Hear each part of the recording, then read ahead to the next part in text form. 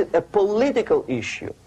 He demands recognition, respect, human rights, and he rallies a large group of people.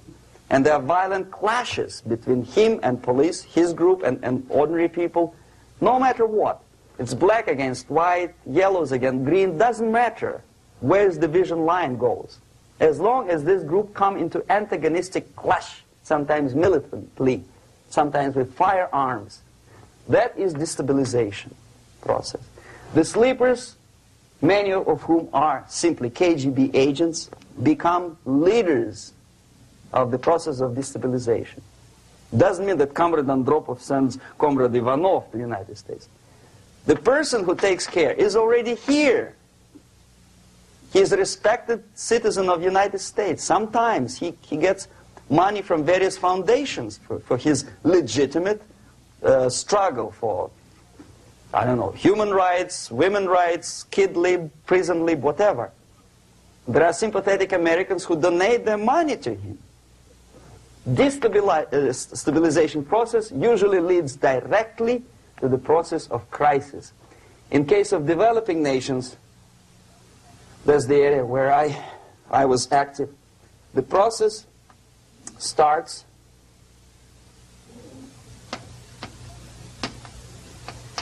when the legitimate bodies of power, the social structure collapse. It cannot function anymore.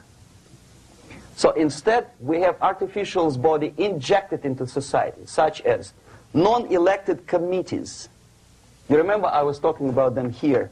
Social workers who are not elected by people, media who are self-appointed rulers of your opinion, some strange groups which claim that they know how to lead society forward.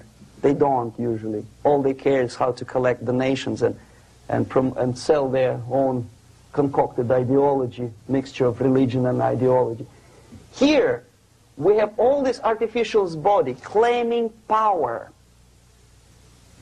If the power is denied to them, they take it by force. In case of Iran, for example, all of a sudden we have revolutionary committees. What kind of revolution? There was no revolution yet, and yet they had the committees. They were taking power of judgment. They had the power of execution, they had the power of legislation, and that they had the power of judicial.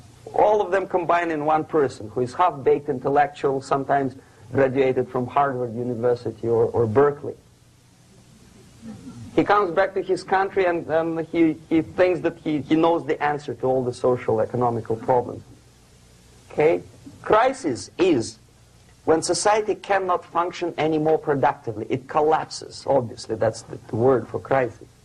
So therefore, the population at large is looking for a savior. The religious groups are expecting a Messiah to come. The workers say, we have family to feed. Let's have a strong government, maybe socialist government, centralized. When somebody put the employers on their place and let us work. We are sick and tired of going to strike and missing overtime and all that stuff. We need some strong man, strong government, a leader, a savior is needed. Population is sick and tired already. And here we are. We have a savior. Either a foreign nation comes in, or the local group of leftists, Marxists, no matter what they call themselves, Sandinista, a reverend or some sort, Bishop Muzureva, like in Zimbabwe, doesn't matter. A savior comes and says, I will lead you. So we have two alternatives here. Civil war and invasion.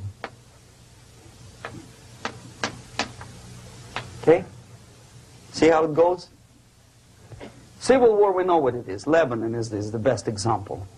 The civil war, which was artificially implanted in Lebanon by injection of force of PLO, Palestinian Liberation Organization.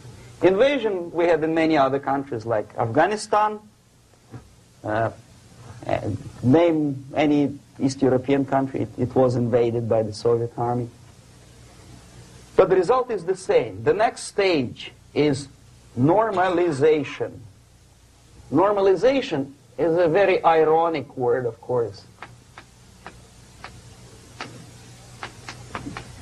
It is borrowed from 1968 situation in Czechoslovakia, when the Soviet propaganda, and after them New York Times, declared the country is normalized. The tanks moved into Prague, so there is no more Prague Spring, there is no more violence. Normalization.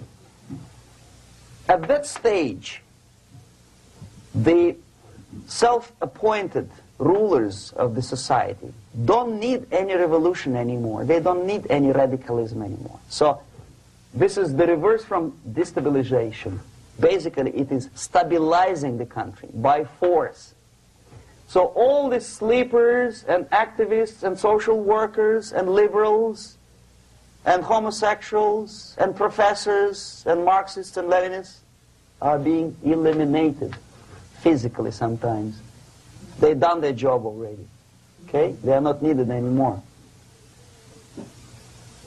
The new rulers need stability to exploit the nation, to exploit the country, to take advantages of the victory. Okay? So no more revolutionaries, please. And that's exactly what happens in a number of countries. You remember Bangladesh? This is the crisis in which I was instrumental. First they had Mujibur Rahman. In 1971, he was the leader of People's Party, Awami League, with mustache like Stalin. He was in Russia many times. In 5 years, he was shot by his former colleagues, Marxists.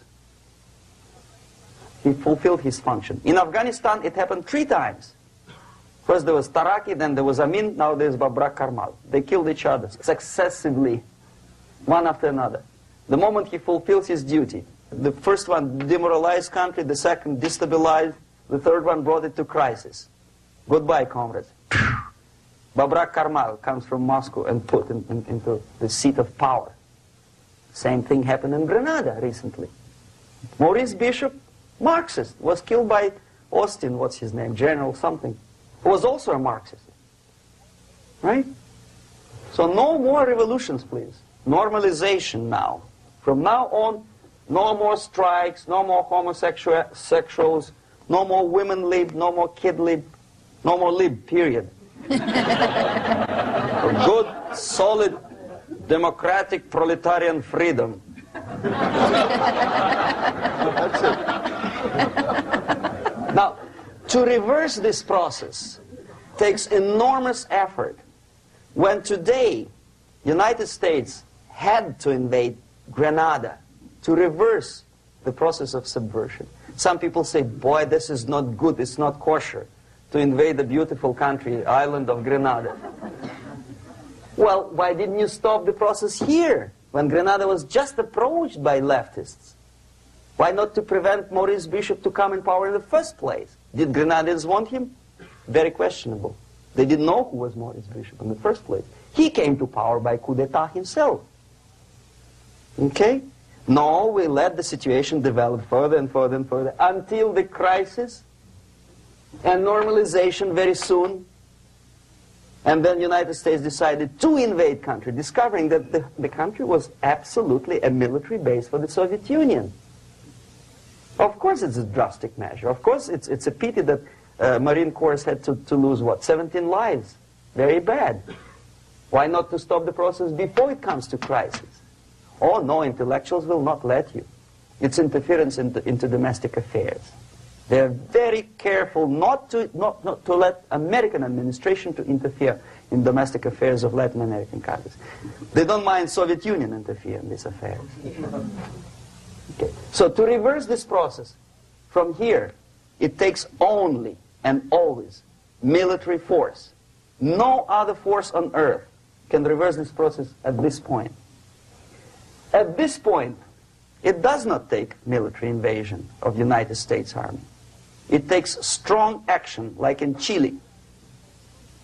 A CIA covert involvement to prevent the savior from outside to come into power and to stabilize country before it erupts into civil war.